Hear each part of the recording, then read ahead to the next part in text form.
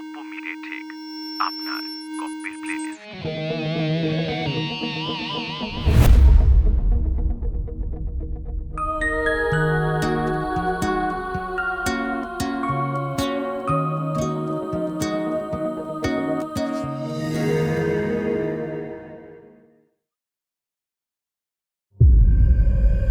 বিষ্ণুপদ তার বাড়িতে ঘটা অঘটনের কাহিনী ভীত মুখে বলে গেল, কিন্তু আমার সেসব শোনার প্রয়োজন ছিল না, কারণ আমি ততক্ষণে বাতাসে আতপ চাল আর কিসের একটা অপ্রীতিকর আষ্টে গন্ধ পেতে আরম্ভ করেছি।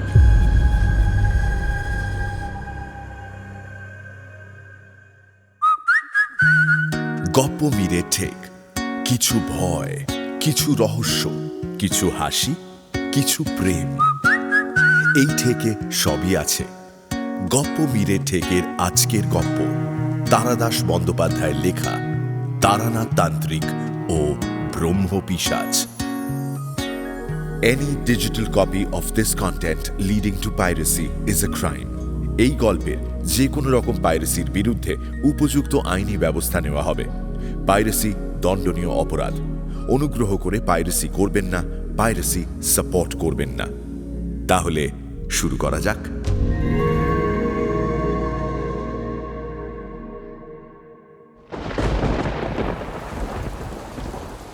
মটলেনের মুখে পৌঁছতেই ঝেঁপে বৃষ্টি এলো। সকাল থেকে সামান্য মেঘলা মতো করেছিল বটে, কিন্তু বৃষ্টি হবে এমন কোনো আভাস পাইনি।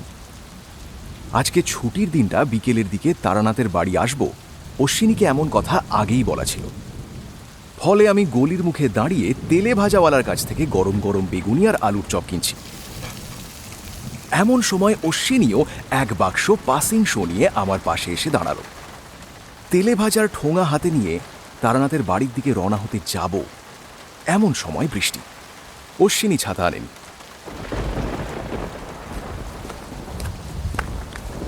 কোনো মতে আমার এই ছাতার তলায় মাথা গুঁজে হাঁটতে হাঁটতে বলল, আবহাওয়া অফিসে যারা কাজ করে না তারা সব মুখ্য ডিম। আমি রেডিওতে খবর খুব ভালো করে শুনেছি, তাতে বলেছিল আজ সারা দিনই শুকনো খটখটে থাকবে। ব্যাটারা একেবারে জাতা। ঝমঝম বৃষ্টিতে একটা ছাতায় দুজনের রক্ষা পাওয়া বেশ মুশকিল। কোনো রকমে দ্রুত হেঁটে আধভেজা গোছের হয়ে তারানাথের বাড়ি পৌঁছে গেলাম।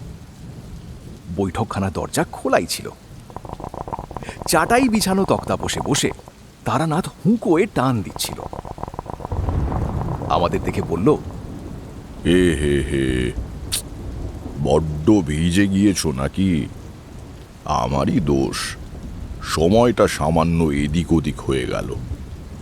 আমি অবাক হয়ে জিজ্ঞাসা করলাম, আপনার দোষ মানে?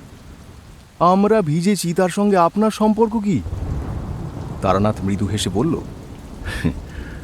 না, কিছু না, সময়ের হিসেব করতে একটু গোলমাল হয়ে গিয়েছিল, নইলে তোমরা ভিজতে না। তার মানে? মানে বৃষ্টি যে আজ বিকেলে হবেই তা আমি জানতাম। এদিকে তোমাদেরও আসবার কথা, তাই কিছুক্ষণের জন্য বৃষ্টিটাকে পিছিয়ে দিয়েছিলাম। আরও পারতাম হয়তো, কিন্তু প্রকৃতির বড় মাপের শক্তিগুলোকে নিয়ে ছেলে খেলা করতে নেই। যাই হোক, আরও মিনিট 10 পিছিয়ে দিলে তোমাদের আর কষ্ট পেতে হতো না। তারানাথের কাছে এমন অনেক অদ্ভুত কথা শুনে শুনে আমরা প্রায় অভ্যস্ত হয়ে গিয়েছি। তবু এখনও এক এক সময় দাগ লেগে যায়। বললাম, হে, আপনি ঘটাতেও পারেন নানান কাণ্ড কারখানা। বৃষ্টি আবার আটকানো যায় নাকি? তাই নাকি? আটকানো যায় না? তাহলে আটকালাম কি করে? এ ধরনের কথার আর কি উত্তর দেওয়া যায়? বললাম, আপনার যা কাণ্ড, আপনি সবই পারেন। তারানাথ একটু রেগে গিয়ে বলল, না, ঠাট্টা নয়। আগমতন্ত্রের কি বা তোমরা জানো? বৃষ্টি তো সামান্য দুর্যোগ। অনেক বড় বড় প্রাকৃতিক দুর্বিপাককে শিক্ষা এবং শক্তি ঠিকমতো প্রয়োগ করতে পারলে আটকে দেওয়া যায়। এই তো সেদিন। এই পর্যন্ত বলে তারানাথ হঠাৎ চুপ করে গেল। আমি বললাম, কি হলো? সেদিন কি? না, এমনিতেই তোমরা কোনো কিছু বিশ্বাস করতে চাও না। তোমাদের এসব বলা মানে যেচে বিদ্রূপের শিকার হওয়া। সর্বনাশ! একটা অদ্ভুত কোনো ঘটনা বুঝি না শোনা থেকে যায়। আমি কিছু বলবার আগেই অশ্বিনী বলে উঠল, আরে না না চক্রবর্তী মশাই, আমরা কখনোই আপনার কথা অবিশ্বাস করি না। মাঝে মাঝে আপনাকে রাগানোর জন্য একটু মজা করি, এই যা। সেটা অবশ্য আমাদের করা উচিত না। প্রসঙ্গ ঘোরাবার জন্য বললাম, এই থাকো সব কথা। সেদিন কি যেন হয়েছিল বলছিলেন? হয়নি, হতে পারত। গত 12ই আষাঢ় দুপুরবেলা কোথায় ছিলে, কি করছিলে? এই ধরো বেলা 2:30 নাগাদ। হিসেব করে বললাম, শনিবার ছিল, 2:30 মানে সবে ছুটি হয়েছে অফিসের, বাড়ি যাব বলে ট্রাম রাস্তার দিক। কেন বলুন দেখি? ওই সময়টায় কিছু অনুভব করতে পেরেছিলে? মানে হঠাৎ অস্বাভাবিক কোনো অনুভূতি হয়েছিল? আশ্চর্য, এতদিন মনে ছিল না। এখন তারানাথের সঙ্গে কথা বলতে গিয়ে মনে পড়ল।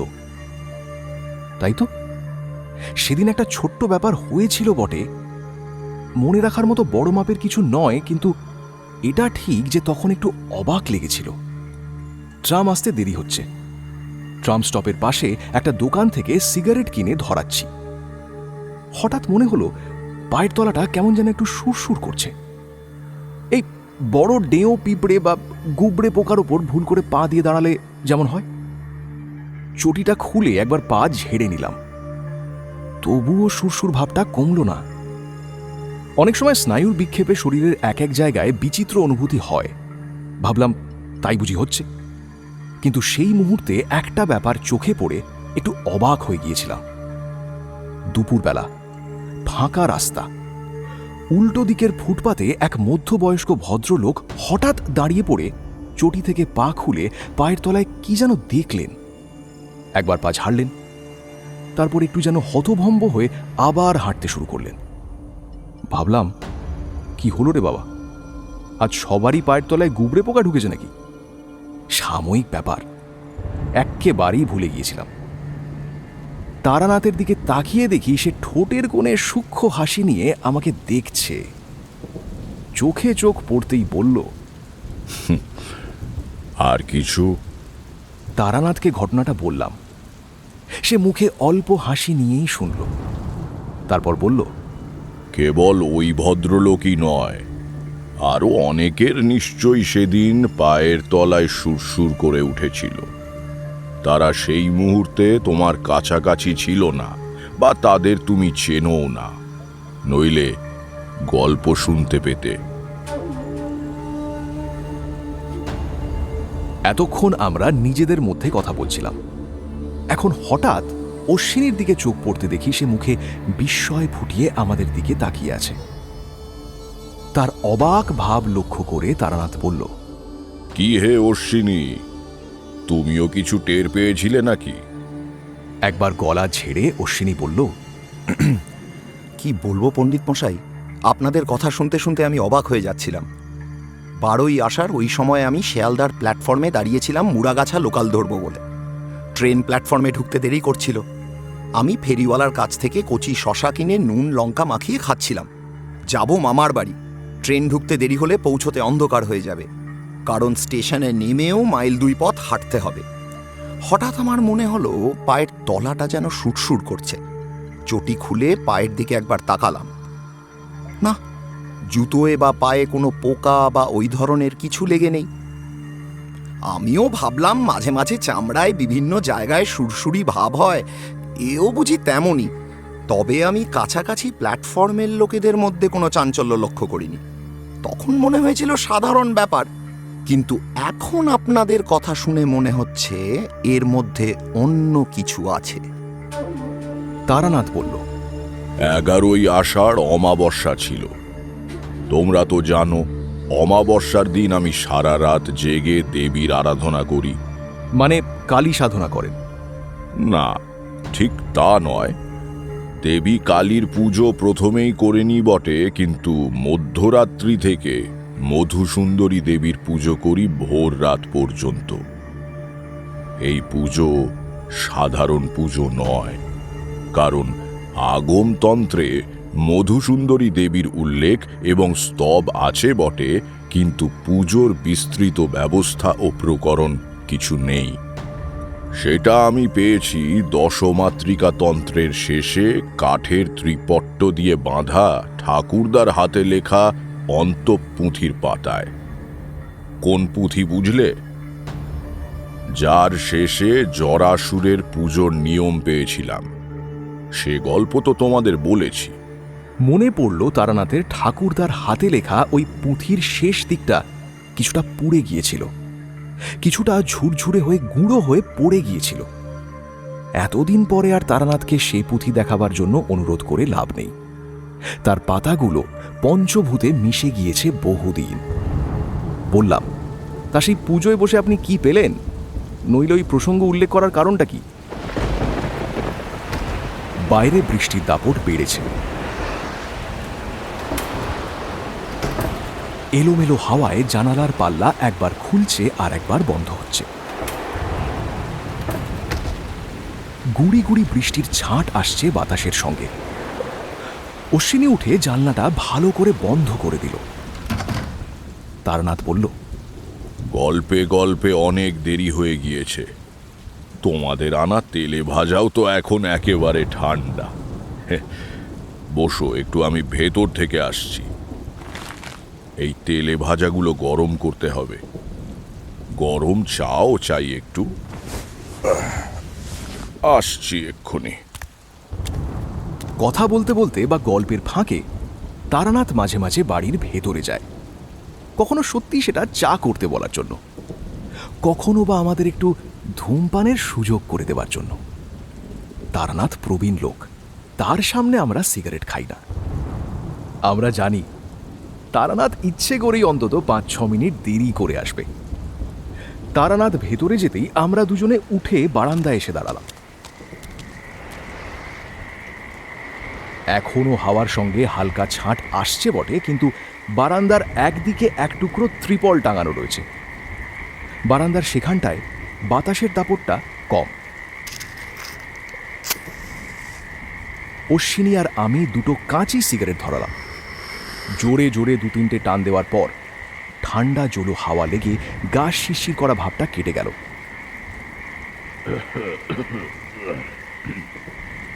ঘরের ভেতর থেকে কাশির আওয়াজ শুনে বুঝলাম তারানাথ ঘরে ফিরে এসেছে। ঘরে ঢুকে বললাম, এই মানে একটু বৃষ্টি দেখছিলাম আর কি, বেশ নেমেছে। হ্যাঁ, তা এমন দিনে একটা জমাট গল্প হবে নাকি? তক্তাপোষে বসতে বসতে তারানাথ বলল, বৃষ্টি দেখছিলে সে বুঝতে পেরেছি।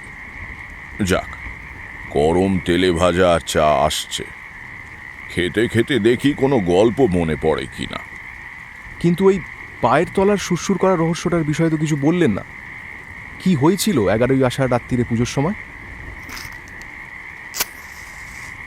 আমাদের দেওয়া পাসিং শোর প্যাকেট থেকে একটা সিগারেট বের করে ধরিয়ে তৃপ্ত মুখে ধোঁয়া ছাড়ল তারানাথ। তারানাথ বলল, ব্যাপার কি জানো? তন্ত্র সাধনার এসব গূঢ় কথা সাধারণ মানুষ অনেক সময় ঠিক বুঝতে পারে না, তাই সহজে কারো কাছে বলি না। আর এসব অভিজ্ঞতা হয়ও খুব কম। 11ই আষাঢ় যজ্ঞের পূর্ণাহুতি দেবার পরে মনের মধ্যে মধুসুন্দরী দেবীর কণ্ঠস্বর ভেসে উঠেছিল। তিনি বলেছিলেন, পরের দিন দুপুরবেলায় বাংলাদেশের দক্ষিণ পূর্বাঞ্চল দিয়ে ভূমিকম্পের একটা ঢেউ বয়ে যাবে। বিশেষভাবে ক্ষতিগ্রস্ত হবে কলকাতা এবং তার পার্শ্ববর্তী অঞ্চল। বিহারের বিখ্যাত ভূমিকম্পের সময় তোমরা বয়সে অনেক ছোট ছিলে, তার কথা হয়তো তোমাদের মনে নেই। ভাবলাম অনেক লোক মারা যাবে, বাড়িঘর ভাঙবে। মানুষের উপকার করার চেয়ে বড় ধর্ম আর কিছু হয় না। কিন্তু প্রকৃতির এত বড় শক্তিকে ঠেকাতে হলে সমপরিমাণ শক্তি দিয়েই তা করতে হবে। কাজেই যজ্ঞের শেষে আমি একটা বিশেষ প্রক্রিয়া করলাম, যাতে ভূমিকম্পের প্রবাহটা খুব ক্ষীণভাবে এই অঞ্চলের মাটির নিচে দিয়ে বয়ে যাবে, কেউ টের পাবে না। তাহলে আমরা পেলাম কি করে? বা রাস্তার ওপারে আমার দেখা ওই প্রবীণ ভদ্রলোক, কিংবা এই অশ্বিনী শেয়ালদার প্ল্যাটফর্মে যাকে জুতো খুলে পা ঝাড়তে দেখেছিল? তুমি, অশ্বিনী বা তোমাদের দেখা ওই মানুষেরা কিঞ্চিত বিশেষ অনুভূতি শক্তির অধিকারী, ফলে তোমরা ব্যাপারটা অনুভব করতে পেরেছ। এটা ততখানি শারীরিক অনুভূতি নয় যতটা মানসিক। জলে তেল ঢেলে দিলে ঢেউয়ের উচ্চতা কমে যায়, জানো তো? এও তাই। তন্ত্রের শক্তি প্রয়োগ করে ভূমিকম্পের তীব্রতা কমিয়ে দিয়েছিলাম। কিন্তু খুব সামান্য কম্পন হলেও সেটা বিজ্ঞানীদের সিসমোগ্রাফ মানে ভূমিকম্প মাপার যন্ত্রে ধরা তো পড়বে, এখানে পড়ল না কেন? এর উত্তরে তারানাথ যা বলল তা বৈজ্ঞানিক যুক্তির দিক দিয়ে ঠিক। সে বলল, খবর নিলে জানবে সমস্ত পৃথিবীতে প্রতিদিন শত শত ভূমিকম্প হচ্ছে। তার তীব্রতা একটা বিশেষ মাত্রার ওপরে না উঠলে আমরা বুঝতে পারি না। বিজ্ঞানীদের যন্ত্রে সেদিনকার অতি দুর্বল কম্পন ধরা পড়েছিল নিশ্চয়ই, কিন্তু তা বলবার মতো কিছু নয় বলে কোথাও খবর প্রচারিত হয়নি। এই সময় বাড়ির ভেতর থেকে তারানাথের মেয়ে চারি এক হাতে গরম তেলে ভাজার থালা আর অন্য হাতে আরেকটা থালায় সাজানো চায়ের কাপ এনে আমাদের সামনে তক্তাপোষের ওপর নামিয়ে রাখল। বালিকা বয়স থেকে চারিকে দেখছি, সে সত্যিই সুন্দরী মেয়ে। বর্তমানে বিয়ে হয়ে তাকে যেন আরো সুন্দর দেখাচ্ছে। এই 60 বয়সেও তারানাথের গায়ের রং দুধে আলতা, বড় বড় চোখ। মেয়ে বাপের রং এবং চোখ দুই পেয়েছে। বললাম, কিরে চারি, কবে এলি? আমাদের ছোটবেলা থেকে দেখছে বলেই স্বচ্ছন্দভাবেই চারি বলল, এই তো 4-5 দিন আগে এসেছি কাকাবাবু। আপনারা ভালো আছেন তো? ভালো আছি। হ্যাঁ রে চারি, তুই যেন হঠাৎ একেবারে গিন্নি হয়ে উঠেছিস।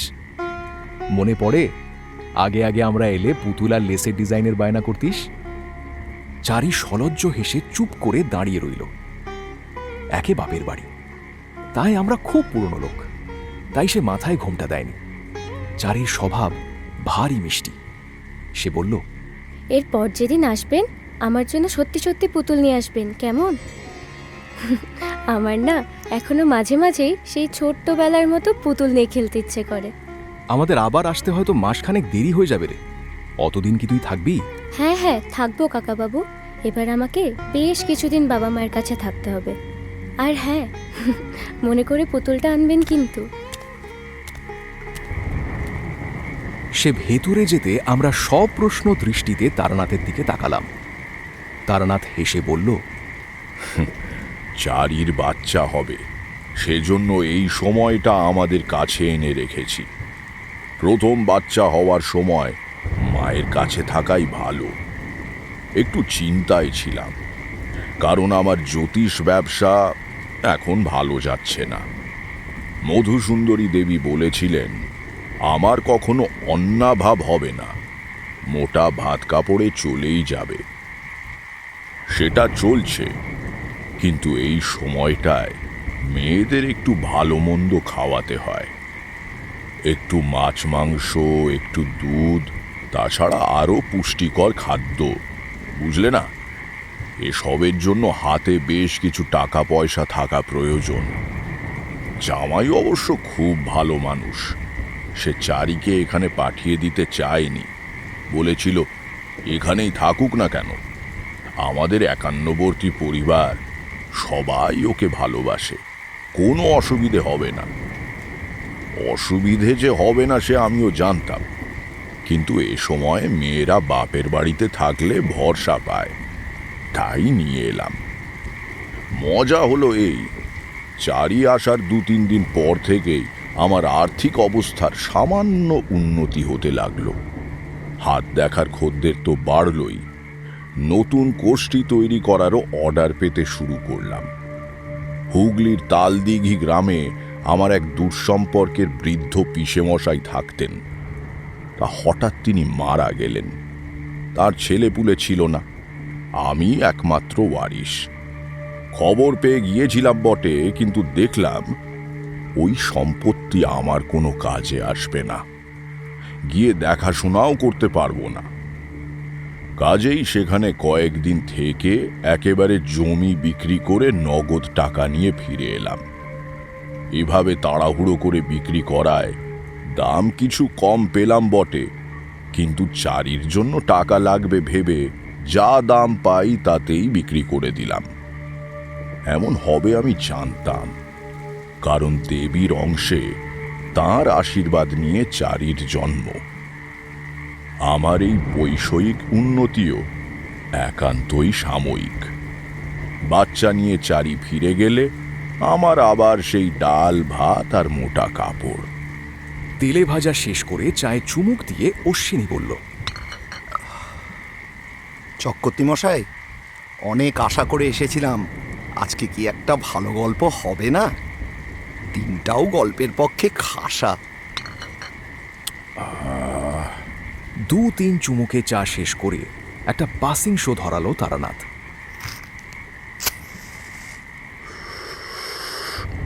বলল, কত যে বিচিত্র স্মৃতির ভাণ্ডার বুকের মধ্যে জমে আছে তা আর কি বলবো। একটা ঘটনার কথা মনে পড়ছে, সেটা তোমাদের বলা হয়নি। সে ঘটনারও শুরু হয়েছিল এমনই এক বাদলা দিনে। আজ প্রায় 20-22 বছর আগেকার কথা। তখন সবে এই মঠ লেনে এসে বাসা নিয়েছি। চারি তখনও হয়নি। সংসারে আমি আর আমার স্ত্রী, দুজন প্রাণী। বাজারটা আমি নিজের হাতেই করতে ভালোবাসি। তাছাড়া সেভাবে সংসারের কাজকর্ম করার জন্য কর্মচারী রাখার সাধ্য আমার কখনোই ছিল না। একদিন বেলা 10টা নাগাদ বাজার করে ফিরে সবে এই বৈঠকখানায় এসে বসেছি, এমন সময় একজন লোক এসে উপস্থিত হলো। বয়স 30 কি 32, শ্যামবর্ণ, খুব সাধারণ মধ্যবিত্ত বাঙালির মতো চেহারা। একবার দেখলে দ্বিতীয়বার তাকাবার কোনো কারণ নেই, কিন্তু দুটি কারণে আমাকে তাকাতে হলো। প্রথম কারণ, তার চোখের একটা অসহায় ভাব। এ ভাব আমি আগেও লোকের চোখে দেখেছি। নিজের বুদ্ধির অতীত কোনো রহস্যময় ঘটনার সম্মুখীন হলে মানুষের চোখে মুখে এইরকম ভরসাহীন ভাব ফুটে ওঠে। দ্বিতীয় কারণ, আমি বুঝতে পারলাম লোকটি খুব বিপদগ্রস্ত। এই ক্ষমতাটা আমাকে মধুসুন্দরী দেবী দান করেছিলেন। আজীবন আমি একে মানুষের কল্যাণে লাগাবার চেষ্টা করেছি। তোমরা যদি জিজ্ঞাসা করো কি দিয়ে আমি এটা বুঝতে পারি, তার কিন্তু কোনো উত্তর আমার কাছে নেই।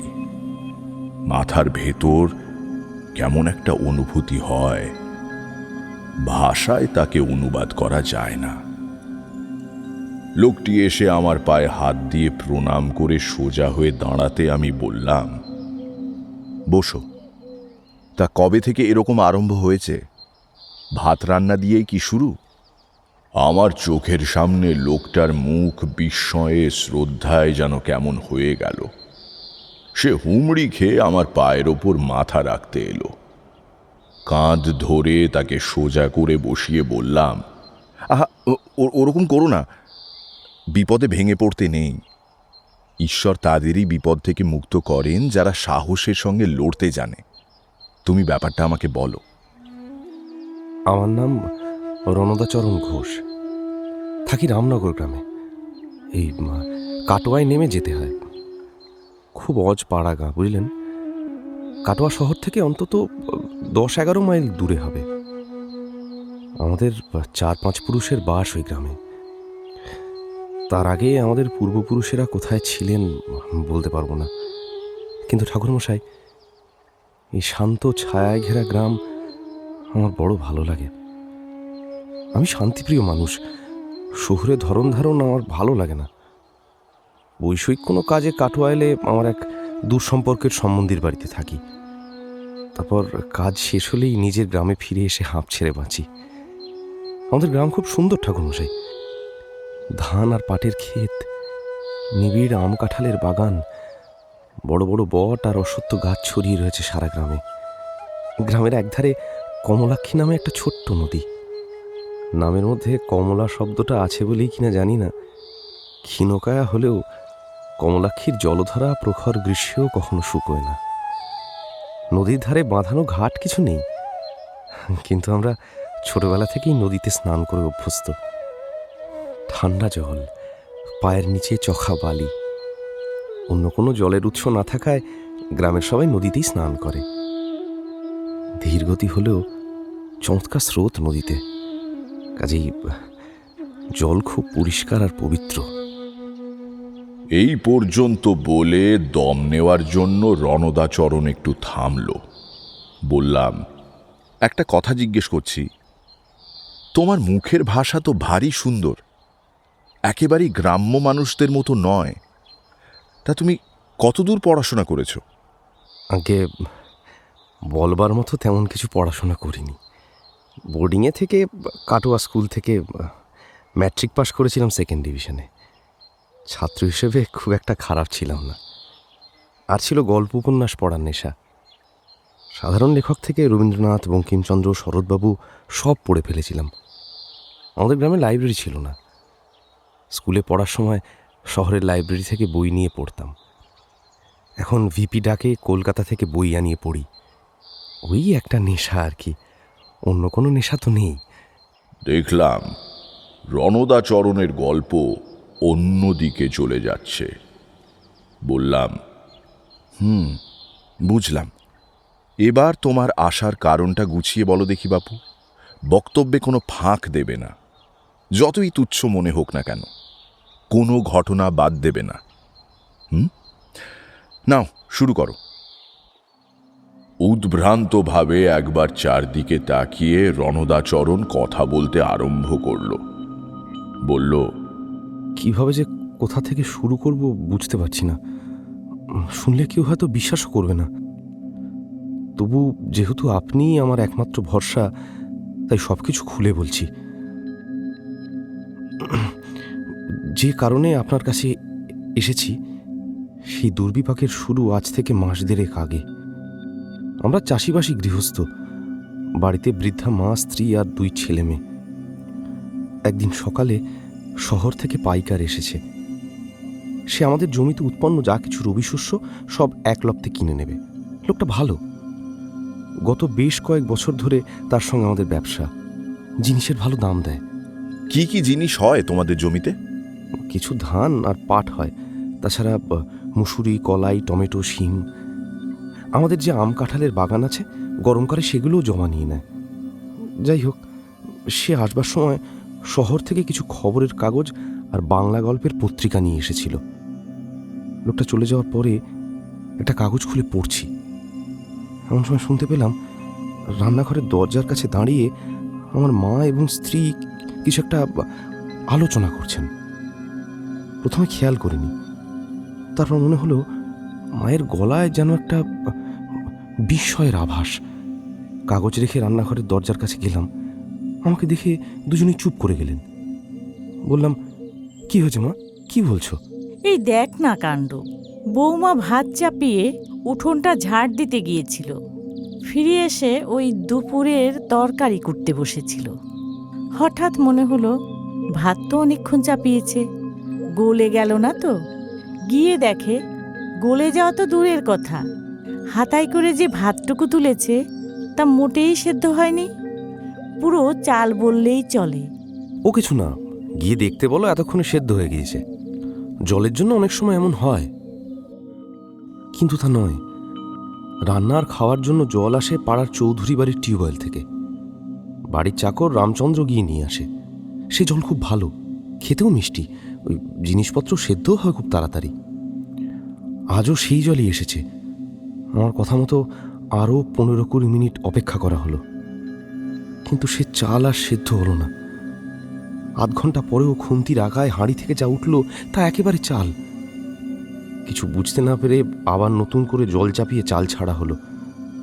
এবার কিন্তু অন্যদিনের মতোই ভাত ঠিক সময় তৈরি হয়ে গেল।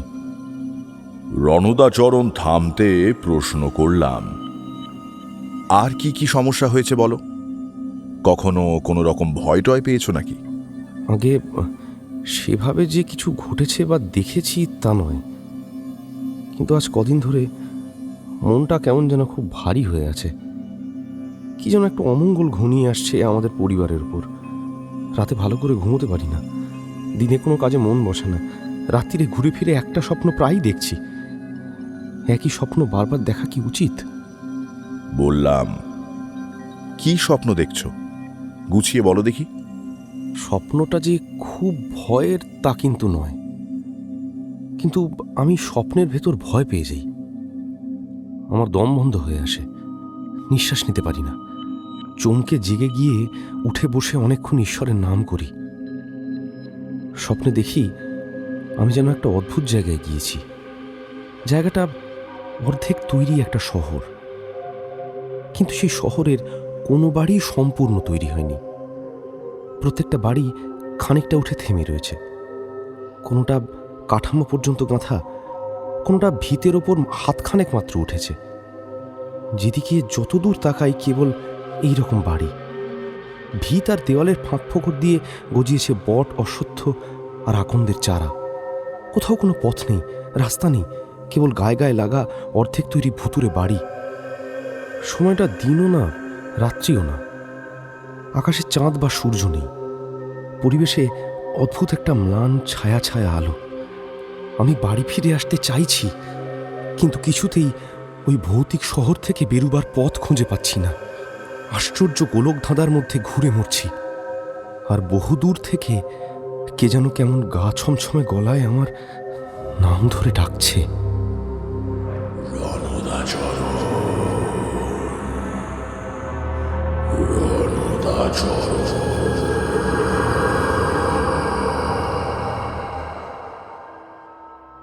এই পর্যন্ত বলে রণদাচরণ থামল। মেঘের রকম দেখলে যেমন বোঝা যায় আরও বৃষ্টি হবে, তেমনি তার মুখ দেখে মনে হলো তার আরও কিছু কথা বলার আছে। বললাম, তারপর? তারপর কি? ধুতির খুঁট দিয়ে মুখ মুছল রণদা।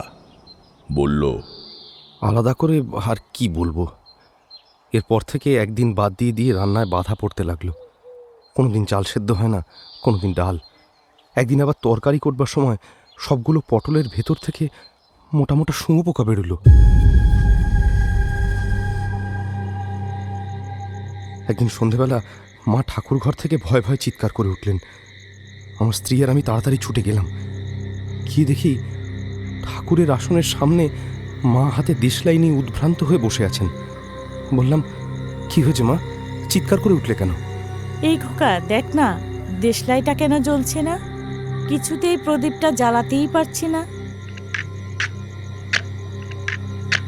সত্যি একটা কাঠিও জ্বলল না।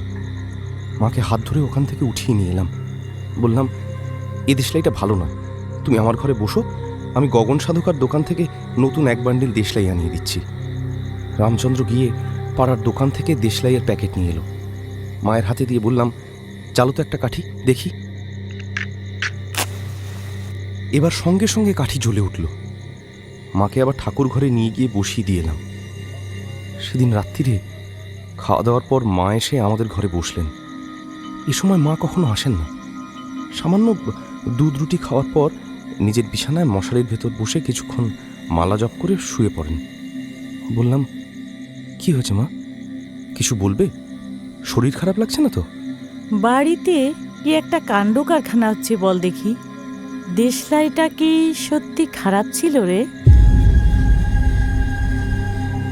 দেখ না, একটু আগে বাইরের ওই নিম গাছে একটা দাঁড় কাক ডাকছিল। কি বিচ্ছিরি অমঙ্গলের ডাক রে বাবা। রাত্রিরে কখনো দাঁড় কাক ডাকতে শুনেছিস?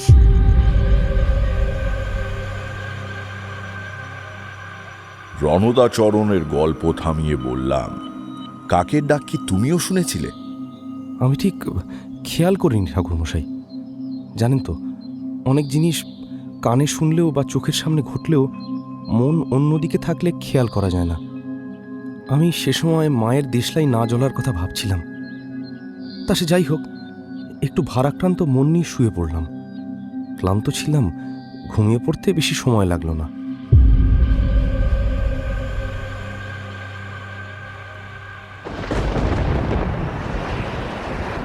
মাঝরাত্রির পার করে মেঘের ডাকে আর ঝড়ের শব্দে ঘুম ভাঙল।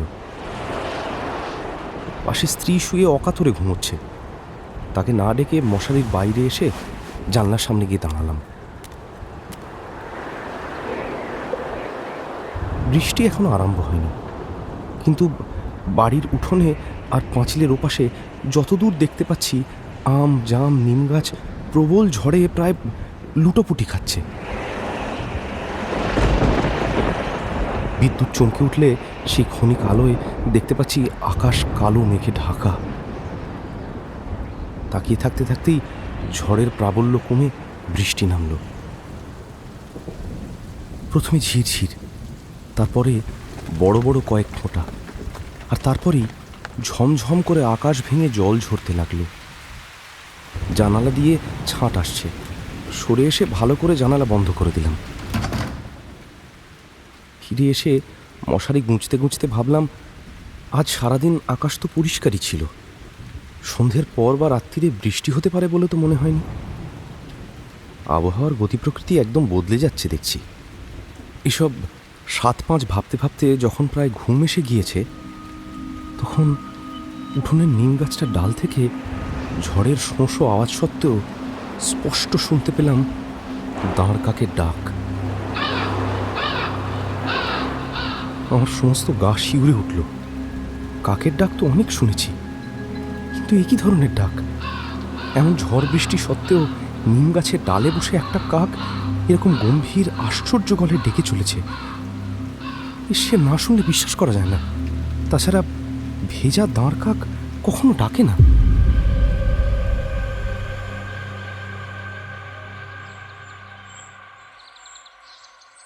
সকালে উঠে দেখি মেঘ কেটে গিয়েছে, চারিদিকে ঝকঝকে রোদ্দুর। গঞ্জের জরুরি কাজ ছিল, স্নান সেরে দই চিড়ে খেয়ে তাড়াতাড়ি বেরিয়ে পড়লাম। পথে বেরিয়ে প্রথমেই যেটা মনে হলো, আরে উঠোনে বা পথে কোথাও মাটি ভেজা দেখছি না তো। রাস্তায় কোথাও কোনো জলকাদাও জমে নেই। যেরকম ঝড় রাত্রিরে হয়েছে তাতে 2-1টা সরু ডালপালা বা গাছের পাতা পথের ওপর পড়ে থাকা উচিত ছিল। পথের দুদিকেই যখন বড় বড় অনেক গাছ, কিন্তু এ তো একেবারে শুকনো। অদ্ভুত কাণ্ড বটে। গঞ্জে পৌঁছে রামপদ নন্দীর দোকানে গিয়ে বসলাম। কাজের কথা হওয়ার পর যখন উঠছি, রামপদ বলল, আপনাকে একটু শুকনো দেখাচ্ছে। শরীর ভালো আছে তো? শরীর ভালোই আছে। আসলে রাত্রিরে ঝড় বৃষ্টিতে জেগে গিয়ে অনেকক্ষণ আর ঘুম আসেনি। ঘুম না হওয়ার জন্যই বোধহয় ওই রকম দেখাচ্ছে। হিসেবের খাতায় কি একটা লিখতে যাচ্ছিল রামপদ। থমকে গিয়ে আমার দিকে তাকিয়ে অবাক হয়ে বলল, ঝড় বৃষ্টি কাল রাত্রিরে? কই না তো দাদাবাবু, কাল রাত্রিরে তো ঝড় বা বৃষ্টি কিছুই হয়নি। নৌকাতে মাল আসছিল, সে বস্তাগুলো গুদামে তুলবার জন্য আমি তো প্রায় সারা রাতই জেগেছিলাম। কই কিছু তো। সেও আমার দিকে অবাক হয়ে তাকিয়ে আছে, আমিও তার দিকে অবাক হয়ে তাকিয়ে আছি। একটু সামনে নিয়ে বললাম, ও স্বপ্ন দেখেছি তাহলে। আমি বড্ড অদ্ভুত অদ্ভুত স্বপ্ন দেখি। বাড়ি ফেরবার পথে যাদের সঙ্গে দেখা হলো প্রত্যেককে একটু কায়দা করে গত রাত্রিরের ঝড় বৃষ্টির কথা জিজ্ঞেস করলাম। না, কেউই কাল রাতে ঝড় বাদলের আওয়াজ শোনেনি। আর বেশি লোকের সঙ্গে কথা বলতে ভয় করল। ছোট জায়গা, এরপরে রটে যাবে রণদাচরণ ঘোষের মাথা খারাপ হয়ে গিয়েছে। সবাইকে ডেকে কিসব আবল তাবল কথা জিজ্ঞেস করছে। এরপর অবশ্য কয়েকটা দিন আর কিছু ঘটল না, সব আগের মতো স্বাভাবিক। ভাবলাম, যাক, আর দুর্ভাবনা করার কারণ নেই। জীবনে অনেক কিছু ঘটে যায়, সরাসরি ব্যাখ্যা হয় না, উনি আর মাথা ঘামানোর কারণ নেই। আপনার কাছে আসবার আর দরকার হতো না, যদি না। সপ্রশ্ন দৃষ্টিতে তার দিকে তাকালাম, বললাম, বলো, থামলে কেন? কি হলো তারপর? রণদাচরণের চোখের দৃষ্টি কেমন বিহ্বল হয়ে গিয়েছে। আমার দিকে তাকিয়ে সে বলল, তারপর আমার সময় হারিয়ে যেতে আরম্ভ করলো। আমার মনের সে কি অবস্থা! রণদাচরণের পেছনে যে আবছা অন্ধকার দেখেছিলাম সেটা আরো অনেক গাঢ় হয়ে এসেছে। মনে হলো বিপদটা দ্রুত ঘনীভূত হয়ে আসছে এবং যে অশুভ শক্তির আবেশ ঘটেছে লোকটার ওপর, সেই শক্তিটা চাইছে না ও আমার কাছে আর বেশিক্ষণ বসে থাকে। বললাম, সময় হারিয়ে যাওয়াটা কিরকম ব্যাপার? আগে সে অদ্ভুত ঘটনা। এই 7-8 দিন আগে, দিনটা ছিল বুধবার। রাত্রিরে খাওয়া দাওয়া করে শুয়েছি, ঘুমও ভালো হয়েছে। পরের দিন উঠে একটু মহকুমা শহরে যেতে হবে মাল জ্বালানি কাজে।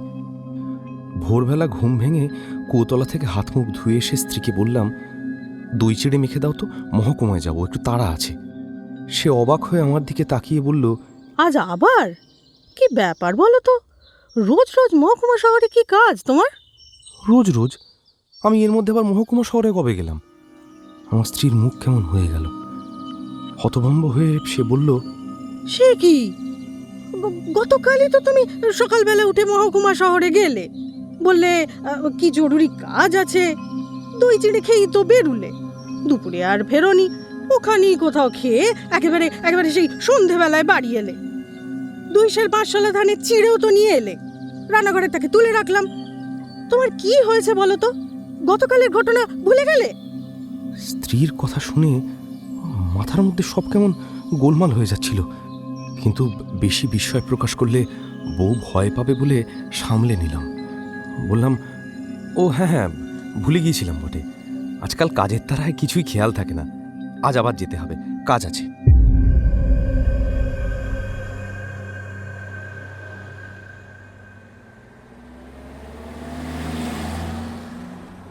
মহকুমা শহরে পৌঁছতেই বড় রাস্তার দুদিকের দোকান থেকে সকলে ডাকতে লাগলো, এই যে রণদা, আজকে আবার এলে যে? ও রণদা, ব্যবসা করছে দেখছি। এদের মধ্যে শ্রীকান্ত পালের বয়স 60 কি 65 হবে। প্রবীণ মানুষ, স্বভাব খুব মিষ্টি। তার কাছে গিয়েই যে মিনিট 15 বসলাম, তার মধ্যে গতকাল মহকুমা শহরে এসে আমি কি কি করেছি সবই জানা হয়ে গেল। শ্রীকান্তর কাছ থেকে উঠে বাজারে যেখান দিয়েই হাঁটি, সকলেই বলে, এই যে রণদাবাবু, আজ আবার যে? কি বলবো পণ্ডিত মশাই, আমি রীতিমতো ঘাবড়ে গেলাম। বেশি দিন আগেকার ব্যাপার হলেও না হয় কথা ছিল, কিন্তু সবাই তো বলছে গতকালের ব্যাপার। যেন ভুলে গিয়েছি এইরকম ভান করে একজনকে জিজ্ঞাসা করলাম, আজকে যেন কি বার? সে বলল, আজ হলো গিয়ে বৃহস্পতিবার। সেখান থেকে সরে এসে একটু ফাঁকা জায়গায় একটা বাঁধানো বট গাছ, তার বেরিতে এসে কিছুক্ষণ বসলাম। একটা পুরো দিন আমার হিসেবের থেকে হারিয়ে গিয়েছে। গতকাল মঙ্গলবার গিয়েছে, আজ তো বুধবার হওয়া উচিত। এ কি কাণ্ড! খুব ভয় পেয়ে গেলাম জানেন। তারপরে হঠাৎ মনে পড়ে গেল চড়ুইটিপ গাঁয়ের আমার এক ছোটবেলার বন্ধুর কথা। আপনি অনেকদিন আগে সে গাঁয়ে গিয়েছিলেন ওই শ্বেত বগলার পুজো করতে। আমার বন্ধু তখন ছোট, কিন্তু আপনার কথা তার মনে আছে। তার কাছ থেকে ঠিকানা জোগাড় করে চলে এলাম আপনার কাছে। আপনার সেই বন্ধু বিরাজবাবু, তিনি এখনো বেঁচে আছেন, তিনিই ঠিকানা দিলেন। আর কিছু বলবে? ওই স্বপ্নটা ইদানিং আবার দেখছি পণ্ডিত মশাই। ওই যে সেই ওই অর্ধেক তৈরি শহরে ঘুরে বেড়াচ্ছি, আর কে যেন অদ্ভুত গলায় আমার নাম ধরে ডাকছে,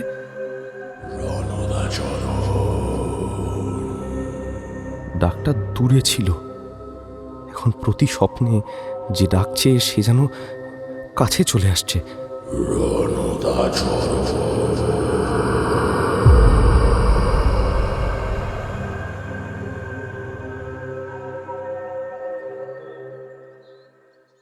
আমি আর দেরি না করে চলে এসেছি আপনার এখানে, আপনি আমাকে রক্ষা করুন। একটু ভেবে বললাম, তুমি বাড়ি চলে যাও, একটা মাদুলি তোমার হাতে পরিয়ে দিচ্ছি। আগামী অমাবস্যা পর্যন্ত এই মাদুলি তোমাকে রক্ষা করবে। কৃষ্ণা চতুর্দশীর দিন দুপুর নাগাদ আমি পৌঁছে যাব তোমার বাড়ি।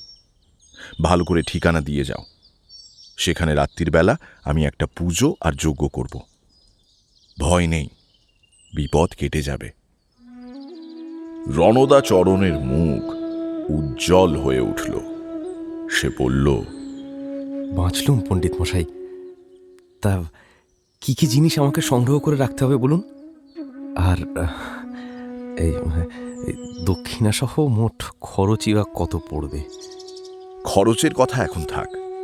জিনিসের ফর্দ একটা বানিয়ে দিচ্ছি, জোগাড় করে রাখবে। কিছু জিনিস তুমি পাবে না, সেসব আমি নিয়ে যাব। এই ফর্দেরই কয়েকটা দ্রব্য পাওয়া কঠিন হবে, তবু চেষ্টা করো। গ্রামে থাকো, পেয়ে যাবে। ফর্দ তৈরি করে যখন তার হাতে দিলাম, তার মুখ বিস্ময়ে ভরে উঠল। বেচারার দোষ নেই, সাধারণ পুজোর জিনিসপত্রের মতো তো সে নয়। সিদ্ধি, উপবীত, হর্তুকি, আতপ চাল, কলা, মাটির সরা ইত্যাদি যা সাধারণ ফর্দে থাকে, তার সঙ্গে ছিল প্রথম ফল ধরেছে এমন আম গাছের পোকায় খাওয়া 5টি পাতা, একসঙ্গে হলুদ সুতোয় গ্রথিত কলা বাদুড়ের ডানা, কেউ ডুবে মারা গিয়েছে এমন পুকুরের তলার মাটি, কলঙ্ক ধরা পুরনো পেতলের প্রদীপ ইত্যাদি ইত্যাদি। এসব দেখে রণদাচরণ বলল, এসব জিনিস আমি জোগাড় করে রাখব। আরও কি লাগবে বলছিলেন? সে তুমি পাবে না, দোকানে কিনতে পাওয়া যায় না। বললাম তো, আমিই নিয়ে যাব। এবার যাবার রাস্তাটা ভালো করে বলো তো।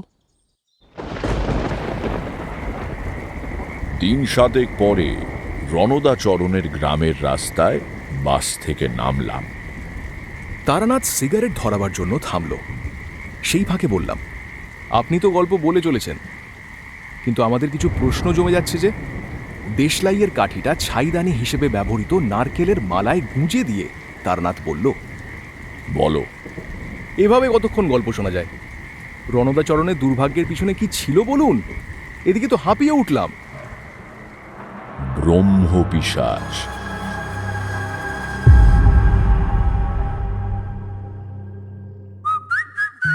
শুনছেন গপ্প মীরের ঠেকের আজকের গপ্প, তারাদাস বন্দ্যোপাধ্যায়ের লেখা তারানাথ তান্ত্রিক ও ব্রহ্মপিশাচ। এখনো যদি ঠেকে সাবস্ক্রাইব না করে থাকেন, তাহলে কিন্তু ঠকবেন। Subscribe to my channel and do not forget to click on the bell icon for notifications. তাহলে বাকিটা শোনা যাক।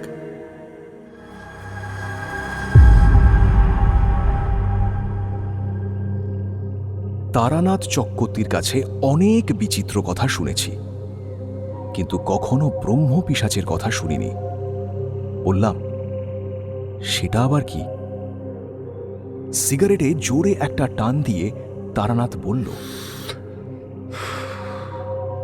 সেটা বলতে পারবো না, কখনো দেখিনি তো, বোধহয় দেখা যায়ও না। যেমন ধরো দুর্ঘটনার সম্ভাবনা, ভয়, বিষণ্ণতা, অমঙ্গল, ভয়ানক অসুস্থ রোগীর ঘরের ম্লান পরিবেশ, এসব কি দেখা যায়? প্রকৃতির তেমনই একটা অশুভ শক্তির নাম ব্রহ্মপিশাচ। নাম দিয়ে চিহ্নিত করলে ধারণা করা সহজ হয় বলে এই নাম ব্যবহার করা হয়। নইলে নিম্ন ডামরতন্ত্রের প্রায় বিলুপ্ত প্রেত কপাটিকা শাখায় একে বিপরীতকারিকা শক্তি বলা হয়েছে, কোনো নাম দেওয়া হয়নি। মানুষের ওপরের প্রভাব পড়ে কেন? রণদাচরণের অপরাধ কি? তাকে কেন ভুগতে হচ্ছিল? কোনো কারণ নেই। হঠাৎ রাস্তায় পিছলে পড়ে গিয়ে পা ভাঙে কেন? বলেছি তো, জিনিসটা একটা দুর্ঘটনার মতো, খুবই শক্তিশালী সম্ভাবনা। কারো ওপরে এর প্রভাব পড়লে তাকে দুর্ভাগ্যজনক আকস্মিকতা বলে মেনে নেওয়া ছাড়া আর কোনো উপায় নেই। ব্রহ্মপিশাচ জগতের একটা অন্ধ অপশক্তি। এর কোনো রূপ, আকার বা চেতনা কিছুই নেই, কিন্তু যার ওপরে এর প্রভাব পড়ে তাকে এবং তার কাছের মানুষদের বেশ কষ্ট দেয়। আপনি আগে থেকেই ব্যাপারটা জানতেন নাকি রণদাচরণই প্রথম? রণদাচরণ দ্বিতীয়। এসব ঘটনা তো রোজ রোজ ঘটে না, আর এত বড় দেশে কোথাও ঘটলেও সব খবর আমার কাছে পৌঁছয় না। আগে একটা মাত্র লোককে দেখেছিলাম এরকমই পিশাচগ্রস্ত। তখন আমি সমস্ত বাংলাদেশে পায়ে হেঁটে ঘুরে বেড়াচ্ছি। নদিয়া আর মুর্শিদাবাদের সীমান্তে এক গ্রামে আশ্রয় নিয়েছিলাম। সেখানেই দেখা। তারা আমাকে ডাকেনি বা আমার তন্ত্রমন্ত্রের সাধনা সম্বন্ধেও কিচ্ছু জানত না। আমি এমনি সাধারণ ব্রাহ্মণ অতিথি হিসেবে রাত্রির আশ্রয় নিয়েছিলাম। তখনকার দিনে, শুধু তখনকার দিনে কেন, এখনো গ্রামের দিকে অতিথি হিসেবে ব্রাহ্মণের খাতির আছে। সন্ধ্যের মুখটায় তাদের বাড়ির দাওয়ায় বসে আছি। হাতে হুঁকো তাদের বাড়ির কিষান ধরিয়ে দিয়ে গিয়েছে, টানছি। বাড়ির কর্তা আমার কাছেই দাওয়ার উপর বসে এটা ওটা গল্প করছে। হঠাৎ সামনের উঠোনে থপ করে কিসের একটা শব্দ হলো। আমরা দুজনেই অবাক হয়ে তাকালাম। ভারী জিনিস নয়, নরম পোঁটলা গোছের কোনো জিনিস পড়বার শব্দ। কর্তার নাম বিষ্ণুপদ। সে দাওয়া থেকে নেমে জিনিসটা দেখতে গেল। পরক্ষণেই তার চিৎকার,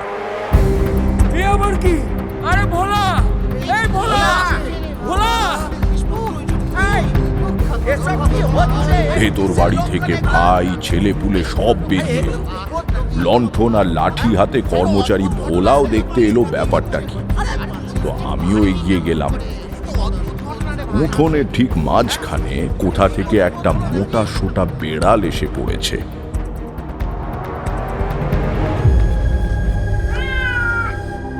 দরজা দিয়ে হেঁটে আসেনি, কারণ ওপর থেকে পড়ার আওয়াজ আমি নিজেই শুনেছি। পাঁচিলের ওপাশ থেকে প্রাণীটাকে কেউ যেন ছুঁড়ে দিয়েছে। হঠাৎ এসে মাটিতে পড়ায় থতমত খেয়ে বেড়ালটা সেই জায়গাতেই চুপ করে বসে থেকে জুলজুল করে তাকাচ্ছে। বিষ্ণুপদ কিছু বলবার আগেই সমস্ত উঠোন জুড়ে ধূপধাপ শব্দ শুরু হয়ে গেল। এবার শুধু বেড়াল নয়, তার সঙ্গে ছোট আর মাঝারি আকারের কুকুরের বাচ্চা। সেগুলো মাটিতে পড়েই তারস্বরে চেঁচামেচি শুরু করে দিল।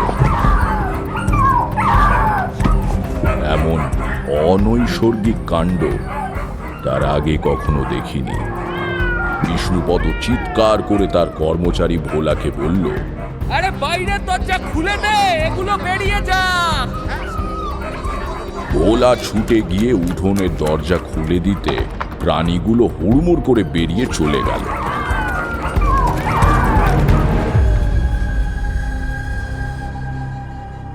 বারান্দায় বিষ্ণুপদর মা কাঁদছেন, ভাইয়েরা বিহ্বল হয়ে দাঁড়িয়ে রয়েছে, আর বিষ্ণুপদ আমার হাত ধরে বলছে, ঠাকুরমশাই, আজ কদিন ধরে দিনে রাত্রিরে বাড়িতে সব অদ্ভুত কাণ্ড হচ্ছে। আপনাকে বলবো ভাবছিলাম, এই এই এই দেখলেন তো, তার মধ্যেই আপনার সামনেই হয়ে গেল। বিষ্ণুপদ তার বাড়িতে ঘটা অঘটনের কাহিনী ভীত মুখে বলে গেল। কিন্তু আমার সেসব শোনার প্রয়োজন ছিল না, কারণ আমি ততক্ষণে বাতাসে আতপ চাল আর কিসের একটা অপ্রীতিকর আষ্টে গন্ধ পেতে আরম্ভ করেছি।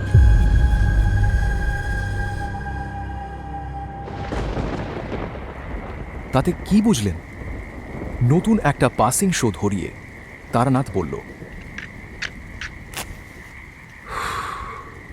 বুঝলাম যে ও বাড়িতে ব্রহ্ম পিশাচের আগমন ঘটেছে। এসব তারই মূল লক্ষণ। গুরুর কাছে শুনেছি, পুঁথিতে পড়েছি, দেখলাম এই প্রথম। কি করলেন তারপর?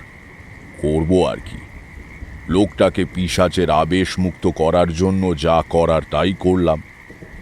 আমাদের সাধনায় নিয়ম আছে, গুরুরও আদেশ, কাউকে বিপদগ্রস্ত দেখলে তাকে ফেলে পালানো যাবে না। পালালে নিজের সাধনার ফল ধ্বংস হয়ে যাবে।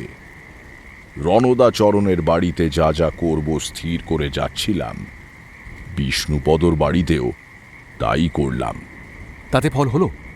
পিশাচের প্রভাব দূর হলো? এই কথা শুনে তারানাথ একটু চটে গিয়ে বলল, ফল হবে না বলছো কি? আমি তারানাথ তান্ত্রিক, বীরভূম শ্মশানের হাঁকিনি সিদ্ধা মাতু পাগলির শিষ্য। আমার সামনে দাঁড়াবে নিম্ন ডামর থেকে বেরিয়ে আসা একটা তুচ্ছ পিশাচ? প্রক্রিয়া করে তাড়িয়ে ছাড়লাম। সাহস করে জিজ্ঞাসা করলাম, কি প্রক্রিয়া? আবার সেই প্রশ্ন। কতবার তো বলেছি যে গুহ্য ক্রিয়ার কথা অদীক্ষিত কাউকে বলতে নেই, বললে সে বুঝবেও না এবং ক্রিয়ার গুণও নষ্ট হয়ে যাবে। তবে কিছু কিছু তোমাদের বলি, কারণ তোমরা দুজনেই ভালো আধার। ব্রহ্ম পিশাচ বিতাড়নের পুরো ক্রিয়া কেমন তা বলবো না, তবে কি কি প্রয়োজন হয় তার কিছুটা তো বলেছি। আরও কিছু শোনো, শুনলে অবাক লাগবে। প্রথমেই দেহবন্ধন হিসেবে জয়ন্তীর মূল 1 অঙ্গুলি পরিমাণ কেটে বিপদগ্রস্ত মানুষটির মণিবন্ধে মন্ত্র উচ্চারণ পূর্বক পরিয়ে দিলাম। জয়ন্তী চেনো? নাম শুনেছি, কিন্তু গাছটা দেখিনি কখনো। জয়ন্তীর লোকায়ত সাধারণ নাম হল জাঁই হর্তুকি। দশকর্মা ভাণ্ডারেও চাইলে পেতে পারো, কিন্তু প্রথমত তা বহুদিনের শুকনো এবং সত্যিকারের সেই গাছ কিনা তা বলা কঠিন। শুনলে বটে, কিন্তু নিজে করতে যেও না, কারণ আসল জিনিস হলো মন্ত্রটি, আর সেটি আমি বলবো না। এর সঙ্গে লাগে কালো ছাগলের খুরে লেগে থাকা মাটি, ছুরি দিয়ে সামান্য চেঁচে নিতে হয়, ঘোড়ার পেছনের পায়ের লোম ইত্যাদি। আকন্দ কাঠের আগুন তৈরি করে মাটির ছোট সরায় এই উপাদানগুলি পুড়িয়ে ছাই সংগ্রহ করতে হবে। ধরে রাখা বৃষ্টির জলে ওই ছাই মেখে সেই ভস্যের তিলক কপালে পরিয়ে যজমানকে পাশে বসিয়ে যজ্ঞ শুরু করতে হয়। যাই হোক, রণদাচরণের বাড়ির দিকে হাঁটতে শুরু করলাম। তারানাথকে থামিয়ে দিয়ে বললাম, না না, ওই ব্যাপারটা আগে বলে নিন। কোন ব্যাপারটা? ওই যে আতপ চালের আর কিসের গন্ধ পাওয়ার কথা বলছিলেন। ও, ওটা বাদ দিয়ে যাচ্ছিলাম না। যেখানে এরকম গন্ধ পাবে বুঝবে সেখানে হয় কোনো অপদেবতা বা সাপের উপস্থিতি ঘটেছে। আশ্চর্য হয়ে বললাম, সাপ আর অপদেবতা? হ্যাঁ, বিশেষ করে দুধরাজ কেউটে বা গোখরো কাছাকাছি থাকলে গোবিন্দভোগ চালের গন্ধ পাওয়া যায় বাতাসে। তারানাথকে আর ঘাটালাম না। খুচরো উদ্ভট কথা শুনতে গিয়ে আসল গল্পটাই হারিয়ে যাবে। তারানাথ বলে চলল, ঘণ্টাখানেক হেঁটে রামনগর গ্রামে পৌঁছে গেলাম। আম জাম কাঁঠালের ছায়ায় ঘেরা বেশ স্নিগ্ধ গ্রাম, কিন্তু রণদাচরণের বাড়িতে ঢুকে সেই শান্তির ভাবটা মন থেকে দূর হয়ে গেল। এই বিশেষ অনুভূতির ক্ষমতাটা মধুসুন্দরী দেবী আমাকে দান করেছিলেন। যেখানে কোনো অশুভ বা অপ্রাকৃত শক্তির আবেশ ঘটেছে, সেখানে পা দেওয়া মাত্র আমি ঠিক বুঝতে পারি। আমাকে দেখে রণদাচরণ দৌড়ে এলো। বারান্দায় জলচৌকির ওপর বসে হাত মুখ ধুয়ে বিশ্রাম করতে করতে জিজ্ঞাসা করলাম, এর মধ্যে আর কিছু ঘটেছে নাকি? আগে না, বোধহয় আপনার মাদুলির গুণ। কেবল কাল রাত্রিরেও ওই স্বপ্নটা দেখেছি। সেই অর্ধেক তৈরি বাড়ির শাড়ি, আমি বেরোতে পারছি না সেই গোলক ধাঁধা থেকে। ভয় নেই রণদা, এবার সব কিছু ঠিক হয়ে যাবে। যা যা জোগাড় করতে বলেছিলাম পেয়েছো? আগে হ্যাঁ, কিছু তো আপনি আনবেন বলেছিলেন। সে আমি এনেছি। তোমাদের বাড়ি তো দেখছি বেশ বড়। ছাদে ওঠবার সিঁড়ি আছে? নইলে লোক দিয়ে আজকের মধ্যেই ভাড়া বানিয়ে দাও। কালকের পুজো আর হোম আমি ওই ছাদে করব। আগে ছাদে? হ্যাঁ, শোনো রণদা, যজমানকে না জানিয়ে কোনো ক্রিয়াকর্ম করা উচিত নয়, তাতে ক্রিয়ার ফল হয় না। তোমার বাড়িতে এবং তোমার জীবনে যেসব ঘটনা ঘটছে তার কারণ শুনবে? জিজ্ঞাসু দৃষ্টিতে রণদাচরণ তাকিয়ে রইল। তার দিকে চেয়ে বললাম, তোমার ওপরে ব্রহ্ম পিশাচের আবেশ ঘটেছে। এমন কথা শুনলে মানুষের মনের অবস্থা ভালো হবার কথা নয়। রণদার মুখ শুকিয়ে গেল। সে বলল, সে আবার কি জিনিস ঠাকুরমশাই? ও কথা তোমার জেনে কাজ নেই। আগমতন্ত্রের জ্ঞান না থাকলে বললেও বুঝতে পারবে না। আমার বাড়ি যেদিন গিয়েছিলে সেদিন তোমার কথা শুনেই বুঝেছিলাম কি হয়েছে। ব্রহ্ম পিশাচের প্রভাবে মানুষের জীবনে সব উদ্যোগ অসমাপ্ত থেকে যায়, যে জন্য স্বপ্নে অর্ধেক তৈরি বাড়িঘর দেখেছ। অন্ন কৃত্তিকা ঘটেছে, অর্থাৎ অন্ন প্রস্তুতের সময় চাল অর্ধেকের বেশি সেদ্ধ হচ্ছে না। তাছাড়া কাল ব্যাহতি যোগ আরম্ভ হয়েছে। অদ্ভুতভাবে জীবন থেকে হারিয়ে যাচ্ছে সময়। আর তার সঙ্গে শোনা যাচ্ছে নৈশ বায়সের, মানে রাত্রির বেলা কাকের ডাক। এর পরের পর্ব বড়ই দুঃখের। সেটাই শেষ পর্ব। ভাগ্যক্রমে তুমি তার আগেই আমার কাছে গিয়েছিলে, নইলে। রণদাচরণ কাঁপা কাঁপা গলায় বলল, নইলে কি হতো? নইলে শেষ পর্ব, অর্থাৎ কায়াক্ষয় শুরু হয়ে যেত। বাড়ির যিনি কর্তা তিনি অসুস্থ হয়ে পড়তেন। কোনো চিকিৎসাতেই সুফল হতো না। একটু একটু করে শীর্ণ হতে হতে অর্ধেকেরও বেশি ছোট হয়ে যাবে দেহ। আর তারপর অবধারিত মৃত্যু। রণদাচরণের চোখে জল। অসহায় স্বরে সে বলল, আমার ছেলে পুলে আছে ঠাকুরমশাই। আমি কোনো অন্যায় করিনি। আমি এমনভাবে মরতে চাই না ঠাকুরমশাই, মরতে চাই না। তার গায়ে হাত বুলিয়ে দিয়ে বললাম, কোনো চিন্তা করো না। আমি ভয় দেখানোর জন্য কিছু বলিনি। বিপদের স্বরূপ জানলে তার বিরুদ্ধে যুদ্ধটা জমে ভালো। কালই সব দুর্যোগ কেটে যাবে। পরদিন অমাবস্যা লাগলো দুপুর ৩:14। ছাদে চিলেকোঠার ঘরে বাকি বেলাটা তামাক খেয়ে কাটিয়ে দিলাম। রণদা একবার মধ্যাহ্ন ভোজনের প্রস্তাব করেছিল। তাকে বললাম, যজ্ঞ করতে হয় উপবাসী থেকে। আমি জলও খাবো না।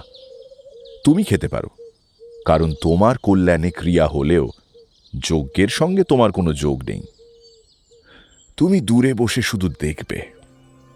রণদার মা এবং বাড়ির মেয়েদের বলা হলো, সংসারের মঙ্গলের জন্য ছাদে আমি একটা সস্তয়ন আর যজ্ঞ করব। তাঁরা সরল মানুষ, যা বোঝানো হলো বুঝে গেলেন। রাত 10টা নাগাদ উপদেবতা বিতাড়নী প্রক্রিয়া শুরু করলাম। ওম হং জুম স্বাহা, ওম হং জুম স্বাহা। একটু দূরে বসে গোল গোল চোখ করে রণদাচরণ দেখতে লাগলো।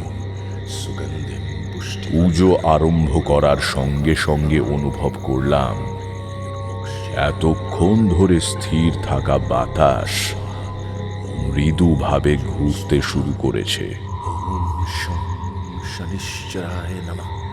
শান্ত জলাশয়ে পাথরের টুকরো ছুঁড়লে যেমন বৃত্তাকার ঢেউ তৈরি হয়, কেমন যেন একটু শিউরে উঠে রণদা ভীত চোখে চারদিকে তাকালো। আমি তার দিকে তাকিয়ে ঠোঁটে আঙুল দিয়ে চুপ করে থাকতে বললাম, ওম হম জুম স্বাহা, ওম হম জুম স্বাহা। কাদার ওপর বালি ছড়িয়ে যজ্ঞের বেদি তৈরি করেছি। তার ওপরে জ্বলছে সরু সরু আকন্দ ডালের আগুন। ডান হাতে কুশি করে ঘি নিয়ে আহুতি দিচ্ছি, আর প্রতিবার বাঁ হাতে ধরা আশ শ্যাওড়ার ডাল আছড়াচ্ছি ছাদের ওপর। ক্রমাগত এইভাবে ঘণ্টা খানেক ধরে মন্ত্রোচ্চারণ করার পর ওম সং শনিশ্বরায় নমঃ একটা অদ্ভুত গন্ধে চারদিকের বাতাস ভরে গেল। দুর্গন্ধ নয়, কিন্তু এমন একটা গন্ধ যা পৃথিবীতে কখনো সৃষ্টি হতে দেখিনি। কিছুক্ষণ নাকে গেলেই চেতনা আচ্ছন্ন হয়ে আসতে থাকে। দেখলাম এই অপার্থিব গন্ধের প্রভাবে রণদা বসে থাকা অবস্থাতেই সামনে পেছনে সামান্য দুলতে আরম্ভ করেছে। তার চোখ অর্ধেক বোজা, মুখ ঈষৎ হাঁ হয়ে আছে। আমি তাড়াতাড়ি মধুসুন্দরী দেবীর দেওয়া শুদ্ধি মন্ত্র উচ্চারণ করে চন্দন মাখিয়ে একটা রক্তকরবী যজ্ঞাগ্নিতে ছুঁড়ে দিলাম। ওম সং শনিশ্বরায় নমঃ। সঙ্গে সঙ্গে ওই আশ্চর্য গন্ধটা ধীরে ধীরে মিলিয়ে গেল। যজ্ঞ বেদির দিকে তাকিয়ে দেখলাম পুজোর অন্ত শুরু হয়েছে। একটি ঘোর সবুজ বুড়ো আঙুলের সমান আলো কাঁপতে কাঁপতে বালি আর কাঠের মধ্যে থেকে উঠে আসছে। মৃদু গলায় বললাম, রণদা, রণদা, দেখো। আমার আঙুলের নির্দেশ অনুসরণ করে যজ্ঞ বেদির দিকে তাকিয়ে রণদা স্থির হয়ে গেল। বললাম, এই হচ্ছে ব্রহ্ম পিশাচের চাক্ষুষ সত্তা। ঊর্ধ্বক্ষেপণী মন্ত্র উচ্চারণ করে তর্জনী নেড়ে ওই সবুজ আলোটিকে আকাশের দিকে চলে যেতে ইঙ্গিত করলাম। প্রথমে আস্তে, পরে দ্রুত আলোটি ওপরে উঠে যেতে লাগলো। রণদাও ওপরের দিকে তাকিয়ে রয়েছে। অমাবস্যার রাতের আকাশে তখন তৈরি হয়ে গিয়েছে স্বাভাবিক অন্ধকারের চেয়েও অন্ধকার গোল গ্রহণী বৃত্ত। সবুজ আলোটা দ্রুত উঠে তার মধ্যে দিয়ে ওপরে কোনো অজানা জগতে মিলিয়ে গেল।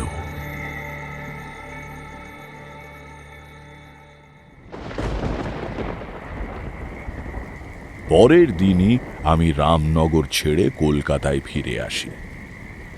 মাসখানেক পরে রণদাচরণ এসে দেখা করে গিয়েছিল। না, তার বাড়িতে আর কোনো উপদ্রব হচ্ছে না। ভারী খুশি সে।